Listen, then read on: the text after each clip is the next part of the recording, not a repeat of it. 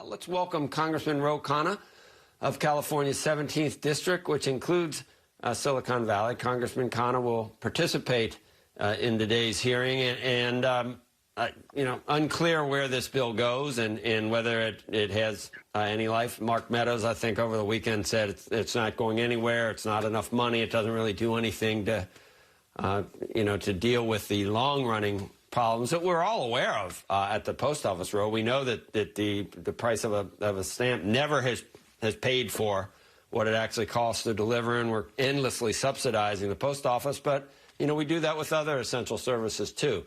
What's the right answer, and what do you want to hear from the Postmaster General? Well, two things. First of all, I know Mark Meadows, and I believe there can be a deal. I mean, the postal funding can be part of the larger stimulus that we need to get out. Two other quick points. We've subsidized the post office from 1840 to 1971 as a service for the American people. Just like no one would ask the Defense Department to make a profit or the NIH to make a profit, I don't understand why we can't just have a view in this country that we should be subsidizing the post office to do an essential service. And the final point, even if you have a philosophical disagreement about whether the mail sorting machines are needed, why not just fund it until the election, restore those machines so that people can have faith in the election? Even if you think that it's not going to have a negative impact, a lot of people do, and just create that confidence with the electorate. The Postmaster General has insisted that there aren't going to be any issues. You're probably going to ask that again today. You don't think that? You don't believe him? You think there are going to be some major problems? I do think there are going to be problems because the sorting machines have been taken out. There's still not clarity on overtime. But my question to him is going to be, let's just stipulate that you have your view and you may be right, and I have my view and I may be right. No one can dispute that millions of people are concerned whether there'll be a problem. The president's tweeting that he's up in the polls. Wouldn't he, more than anyone, want to make sure that the American people have confidence in the result? So what's the harm? We restore the machines up through November. After November, we can have a debate about what to do. But let's assure people right now that they have no reason to be concerned. I guess nothing that happens in 2020 would surprise me at this point. But are you a little bit surprised that the U.S. Postal Service has become such a bizarre political football with so much grandstanding on both sides? How did we get here, Ro? Yeah, I'm surprised.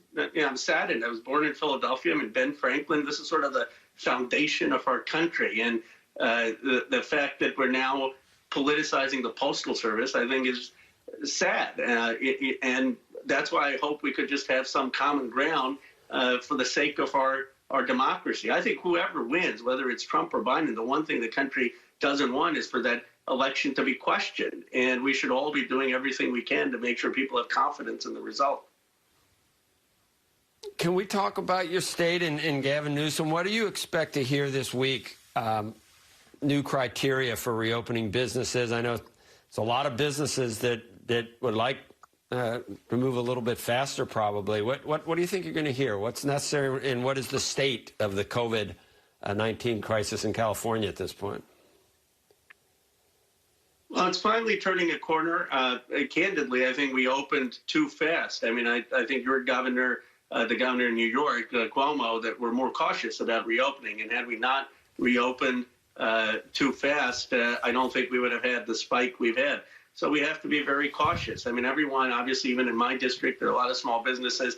They want to open, but they understand that we can't go certainly to having bars open again or indoor dining open again until we get the numbers of cases much, much lower. Andrew. And Congressman, just wanted to go back to the post office for a second, and even to think beyond the elections, and I very much appreciate the perspective you have about just having confidence in the system and wanting Americans to feel good about the election, whatever the result. The question I'd ask is about the economics itself of the post office, which I know is something that's going to come up today, and these unfunded liabilities and the way that's been structured. Do you think that that's appropriate? I don't. I appreciate you raising that. In 2006, there was a law passed that requires the post office to put away 75 years of pre-retirement funding. It was basically hamstringing the post office for being profitable. But I guess I have a deeper question. We have a $740 billion defense budget. No one questions that. Why can't we have a $10 billion allocation from Congress to make sure everyone in this country, including rural America, can get their mail? There are 97,000 veterans. I think people don't realize this. 97,000 veterans who go become letter carriers or work at the post office because they view it as a way to continue their service to this nation. And I just think we as a country should be funding that. We don't need them to make a profit. Congressman, let's talk. Let's switch gears back to business again in California. Do you think that businesses are starting to look around at the business operating environment and saying, I'm out of here, and this is it become too difficult here? I mean, you are seeing certain tech companies, Palantir moving to Colorado. I mean, you saw some of Elon Musk's comments. Do you feel that the state is on a path to, killing the geese that are laying the golden eggs? No, I don't. I mean, we are 15% of the nation's GDP. Just my district alone. I mean, Apple, which you've been talking about earlier, is $2 trillion market cap.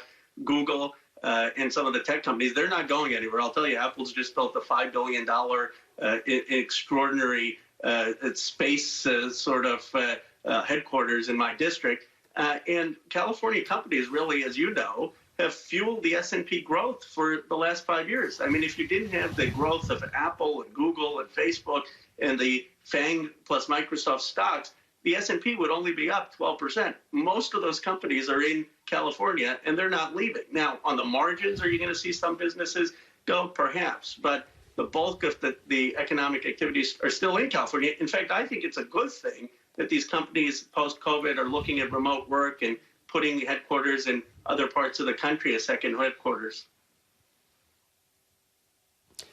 Just reading something from your district. L.A. County and the state to purge 1.5 million inactive voters from the rolls. It's totally politicized. And I guess in a perfect world, we do want everyone at the ballot box personally, just to make sure we do have that faith and confidence in the system. But both sides have different viewpoints on how we get that faith and confidence. But I want to appreciate this morning, and we love technology. We love all those California tech companies. Just wondering, whether they love California as much as they used to. Anyway, Congressman, we appreciate it. Thank you for your time.